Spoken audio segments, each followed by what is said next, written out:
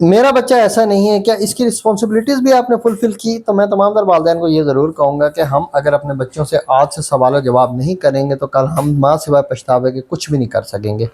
ہوتا کیا ہے کہ ہمارا بچہ اسکول جاتا ہے اور ہم اس کی فیس ادا کر دیتے ہیں، ہم سمجھتے ہیں ہماری رسپانسبلٹی ختم۔ اس نے جو اگر کوئی جائز فرمائش کر دی، ہم نے اس کی پوری کر دی تو ہم نے یہی سمجھا کہ ہماری رسپانسبلٹی ختم، اس کے بعد ہماری کوئی رسپانسبلٹی نہیں ہے۔ تو میں آپ کو بتاتا جاؤں، اس انٹرنیٹ کے ڈارک کارنرز میں ہمارا بچہ کس حد تک پھنس چکا ہے یا پھنسنے جا رہا ہو، ہمیں اس بات کا اندازہ بھی نہیں ہے۔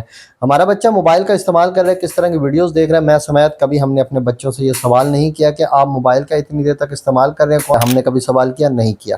ہمارا بچہ اسکول جا رہا ہے اور وہ جب واپس آتا ہے، ہم نے کبھی اس کے بیگ کو چیک نہیں کیا۔ اگر اس کے پاس کوئی ایکسٹرا چیز آئی ہے جو کہ آپ نے اور میں نے لے کر بھی نہیں دی تو ہمیں اس سے سوال کرنا چاہیے کہ یہ کہاں سے آئی ہے۔ اسی طرح سے ہمارا بچہ اگر کالج یا یونیورسٹی گوئنگ ہے تو ہم نے کبھی نہیں پوچھا اس سے کہ آپ اگر ایکسٹرا پیسے لے رہے ہیں تو کس مقصد کے لیے لے رہے ہیں، اور آپ کی جو ایکٹیویٹیز ہیں وہ کیا ایکٹیویٹیز ہیں، کیونکہ ہم نے آنکھیں بند کی ہوئی ہیں۔ اور اس کی دوستیاں کس طرح کے لوگوں کے ساتھ ہیں، ہم نے کبھی اس سے نہیں پوچھا۔